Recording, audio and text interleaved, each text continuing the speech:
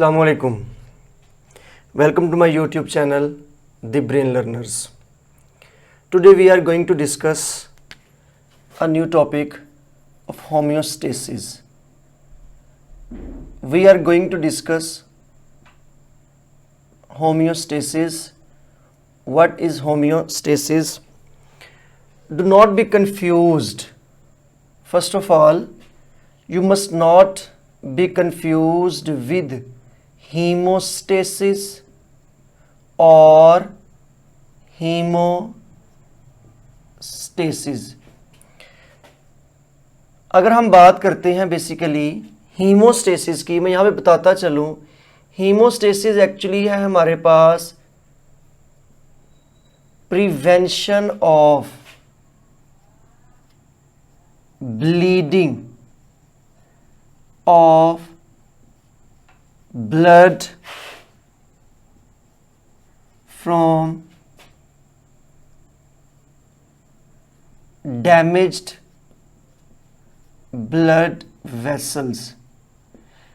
Haemostasis basically जो आता है, हीमोस्टेसिस आता है कि ब्लड अगर किसी वेसल से वूंड की सूरत में ब्लड रिलीज हो रहा है तो उससे उस वक्त उसकी कंट्रोलिंग, बेसिकली उस प्रोसेस को हम हीमोस्टेसिस कहते हैं। जबकि हमने जो पढ़ना है, हमने बेसिकली पढ़ना है होम्योस्टेसिस। अगर हम होम्योस्टेसिस की बात करें तो होम्योस्टेसिस है basically internal steady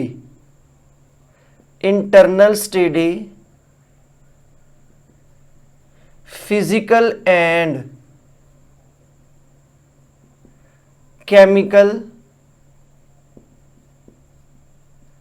conditions of living organisms. Basically हम कहते हैं, अगर हम होम्योस्टेसिस की बात करें, होम्योस्टेसिस हम कहते हैं कि हमारी लिविंग ऑर्गेनिजम्स की इंटरनल कंडीशंस की मेंटेनेंस है। इंटरनल कंडीशंस को एक स्टेडी पॉइंट के ऊपर, एक कांस्टेंट, एक मैनेजेबल पॉइंट के ऊपर मेंटेन करना है। और जब हम उन कंडीशंस को मेंटेन करते हैं, हम जिस पॉइंट के ऊपर कंडीशंस को मेंटेन करते हैं, एक्चुअली वो पॉइंट कौन सा होता है, वो कंडीशंस कौन सी होती हैं, वो ऑप्टिमल कंडीशंस होती हैं। ऑप्टिमल कंडीशंस को जब हम मेंटेन करते हैं, हम किससे मेंटेन करते हैं? एक्चुअली हमने बॉडी की कंडीशंस को मेंटेन करना होता है अगेंस्ट वेरिएबल्स के अगेंस्ट हम मेंटेन करते हैं। अब वेरिएबल्स की बात करें, वेरिएबल्स बहुत सारे हो सकते हैं। फॉर एग्जांपल आपके पास टेम्परेचर है, टेम्परेचर वेरिएबल है। फ्लूइड बैलेंस भी वेरिएबल है, ठीक है। इसके अलावा आप कह सकते हैं pH of extra cellular fluid, pH of extra cellular fluid. इसके अलावा आप लिख सकते हैं concentration of sodium, potassium and calcium ions. ये सारी की सारी वो चीजें हैं जो वेरिएबल्स हैं। या आपके पास आ जाता है ब्लड शुगर लेवल। इन सब को मेंटेन करना, ये सारे वेरिएबल्स हैं जो इन्वायरमेंट में, एक्सटर्नल इन्वायरमेंट से भी बॉडी के ऊपर इफेक्ट हो सकते हैं, इंटरनल इन्वायरमेंट से भी बॉडी के ऊपर इफेक्ट हो सकते हैं। इन सब वेरिएबल्स के होते हुए हमने बॉडी को एक ऑप्टिमल कंडीशंस के ऊपर वर्किंग करवानी है। इन सारी वेरिएबल्स के होते हुए बॉडी की ऑप्टिमल कंडीशंस को मेंटेन करना है। बेसिकली उसे हम क्या कहते हैं? होम्योस्टेसिस कहते हैं। अब आपको common difference between haemostasis and homeostasis की समझ आ गई होगी। हीमोस्टेसिस बेसिकली होता है अगर हमारी कोई वेसल कोई इंजर्ड हो गई है, डैमेज हो गई है, उस डैमेज्ड ब्लड वेसल में से ब्लड की बेसिकली जो है वो स्टॉपेज या उसकी ब्लीडिंग को प्रिवेंट करने के प्रोसेस को हम हीमोस्टेसिस कहते हैं।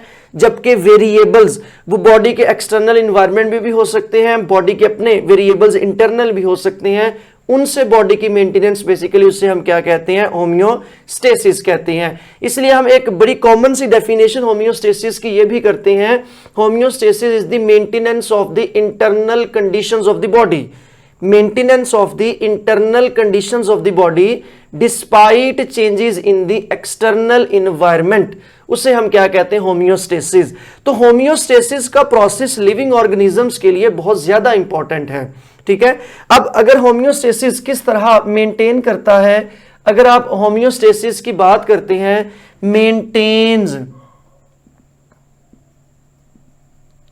इन नैरो रेंज, एक्चुअली ये एक नैरो रेंज के अंदर क्या करता है, इन सारी कंडीशंस को मेंटेन करता है। फॉर एग्जांपल अगर हम एग्जांपल देखते हैं, मैं एग्जांपल यहां पे आपके लिए कोट करता हूं, एग्जांपल के तौर पर ह्यूमन बॉडी टेम्परेचर,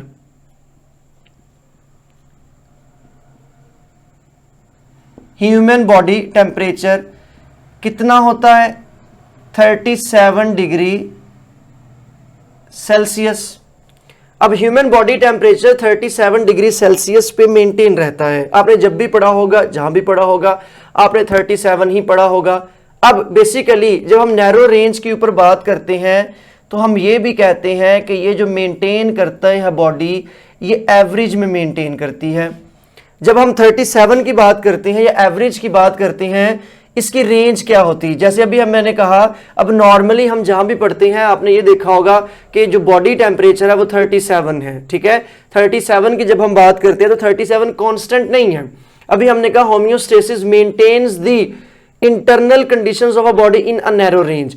और टेम्परेचर क्या है, हमारे वेरिएबल्स में से एक बड़ा इंपॉर्टेंट वेरिएबल है जिसके अंदर बहुत ज्यादा चेंजेस आती हैं। फॉर एग्जांपल जब हम बात करते हैं विंटर सीजन की, अब विंटर सीजन में जो इन्वायरमेंट का टेम्परेचर है वो चला जाता है बिलो 10, और अगर आप नॉर्दर्न एरियाज की बात करें तो वहां पे जो है वो 0 डिग्री से भी चला जाता है।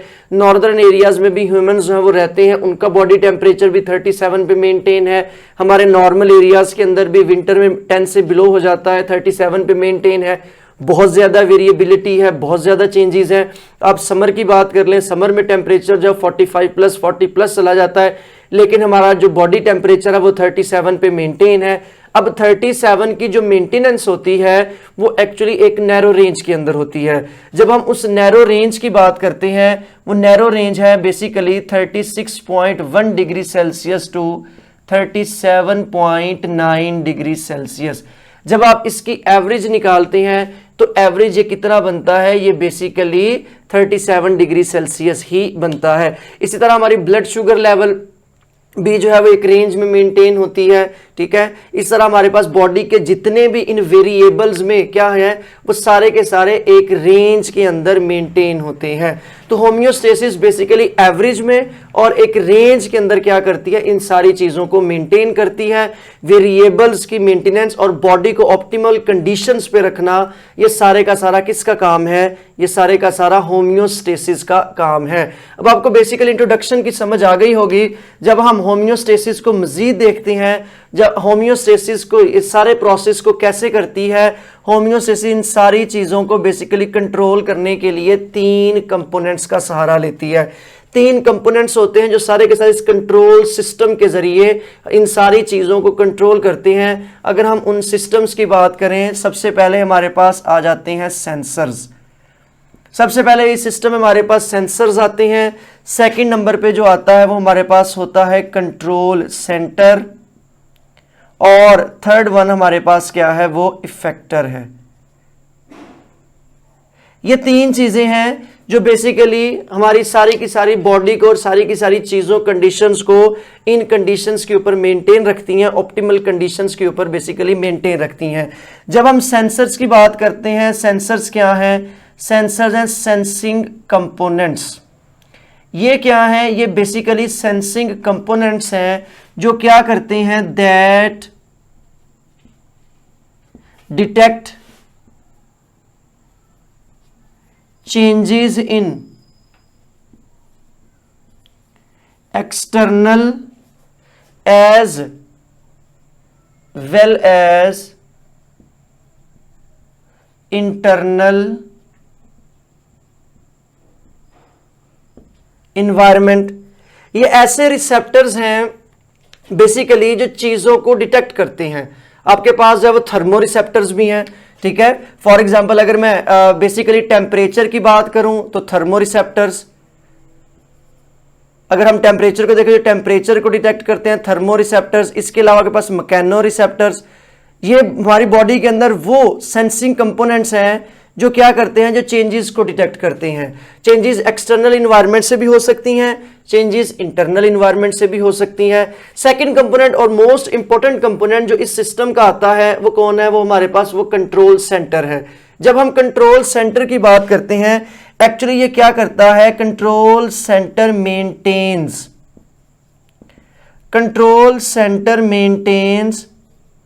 अपर एंड लोअर लिमिट्स। ये इसने बेसिकली रेंज को मेंटेन करना है। रेंज की मेंटेनेंस बेसिकली किसका काम है, कंट्रोल सेंटर का काम है। जैसे यहां पे मैंने टेम्परेचर में आपको दिखाया कि 36.1 टू 37.9। अब इसका मतलब है लोअर लिमिट क्या है टेम्परेचर की मेंटेनेंस की, वो 36.1 है। अपर लिमिट क्या है, वो 37.9 है। इसका मतलब है सिस्टम हरकत में कब आएगा, सिस्टम हरकत में तब आएगा जब हमारी बॉडी का टेम्परेचर 37.9 से अबव होना शुरू हो जाएगा, और सिस्टम हरकत में तब आएगा जब बॉडी का टेम्परेचर 36.1 से नीचे जाना शुरू हो जाएगा। जब तक इस रेंज में रहेगा, इस कंट्रोल सेंटर की लिमिट में रहेगा, तब तक क्या होगा, हमारे पास टेम्परेचर जो है वो मेंटेन रहेगा और रेगुलेट रहेगा। जैसे ही टेम्परेचर इस रेंज से बाहर जाना शुरू होगा, तब क्या होगा, हमारे पास वो कंट्रोल सेंटर हरकत में आएगा और अपने पॉसिबल जितने भी उसके सिनेरियोज हैं वो करेगा और उसके बाद उस चीज को मेंटेन करेगा। कंट्रोल सेंटर एक्चुअली कहां पे प्रेजेंट होता है, present in the brain.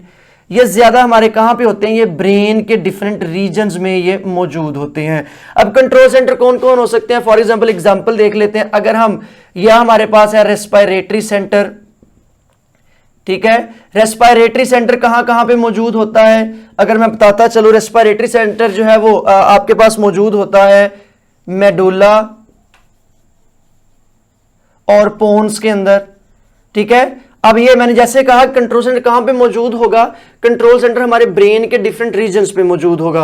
Respiratory centre का क्या काम है, रेस्पिरेटरी सेंटर का काम है उसने हमारी बॉडी की जो ब्रीदिंग रेट है उसको मेंटेन करना है, ठीक है। ये कहां पे मौजूद होते हैं, हमारे पास मेडुला और पोन्स जो हाइंड ब्रेन का पार्ट है वहां पे ये मौजूद होते हैं।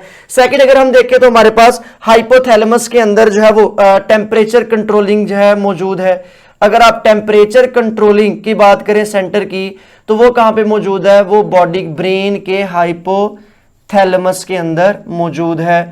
थर्ड वन जब हमारे पास आता है, थर्ड वन एक्चुअली जो है वो इफेक्टर्स हैं। इफेक्टर्स कौन है, इफेक्टर हैं वेयर टारगेट एक्टेड अपॉन, वो हिस्से जिनके ऊपर जो है वो बेसिकली टारगेट एक्शन करता है, ठीक है। और जिसके जरिए जो है, या फॉर एग्जांपल जिस चीज को हमने कंट्रोल करना है वो जो आएगी वो हमारे पास क्या होता है, वो इफेक्टर होता है। अब देखो आपको समझ आ गई होगी कि होम्योस्टेसिस किस तरह वर्क करता है। सेंसर्स क्या करते हैं, सेंसर्स चेंजेस को डिटेक्ट करते हैं। चेंजेस को डिटेक्ट करने के बाद मैसेज कहां पे चला जाता है, कंट्रोल सेंटर पे चला जाता है। कंट्रोल सेंटर उन मैसेज की इंटरप्रिटेशन करता है और अपनी अगर रेंज के बाहर के मैसेज उसके होते हैं वो उसके ऊपर अपना पॉसिबल एक्शन देता है, और एक्शन कहां पे पहुंच जाता है, एक्शन जो है वो इफेक्टर पर पहुंच जाता है। वो टारगेट साइट है जिसके ऊपर हमने एक्शन करना है। इस तरह बेसिकली हमारे पास क्या है, हम जो है वो अपने होम्योस्टेसिस के सारे सिनेरियो को कंट्रोल करते हैं। फॉर एग्जांपल अगर हम थर्मो रिसेप्टर्स की बात करें, थर्मो रिसेप्टर्स क्या करेंगे, थर्मो रिसेप्टर क्या करेंगे, वो टेम्परेचर चेंज को डिटेक्ट करेंगे। अब टेम्परेचर चेंज अबव भी हो सकता है, टेम्परेचर चेंज लो भी हो सकता है। जब टेम्परेचर चेंज आएगी वो कहां पे जाएगा, वो टेम्परेचर का मैसेज सेंसर्स डिटेक्ट करेंगे। वो मैसेज कहां पे जाएगा, वो मैसेज जाएगा कंट्रोल सेंटर पे। कंट्रोल सेंटर क्या है हमारे पास, हाइपोथैलेमस में मौजूद है, और हाइपोथैलेमस से वो क्या होगा, वो टारगेट इफेक्टर तक मैसेज आएगा और पॉसिबल क्या करेगा, एक्शन जो है वो टेक करेगा। तो ये बेसिकली सारे का सारा हमारे पास इंट्रोडक्शन था। मैं आपको जो है वो नेक्स्ट वीडियो के अंदर, इसके नेक्स्ट पार्ट के अंदर हम यहां से ही स्टार्ट करेंगे और यहां से हम डिटेल से देखेंगे कि अगर टेम्परेचर कम या ज्यादा होता है तो हमारी बॉडी होम्योस्टैटिक फंक्शंस के करते हुए किस तरह जो है इन सारी चीजों को मेंटेन करती है। तो नेक्स्ट वीडियो में हम जो है वो बेसिकली सारे का सारा टेम्परेचर की रेगुलेशन देखेंगे in low temperature and high temperature. Thank you very much. अगर आपको जो है वो कंटेंट पसंद आया है तो चैनल को सब्सक्राइब करें और वीडियो को लाइक और शेयर ज़रूर करें। Thank you so much.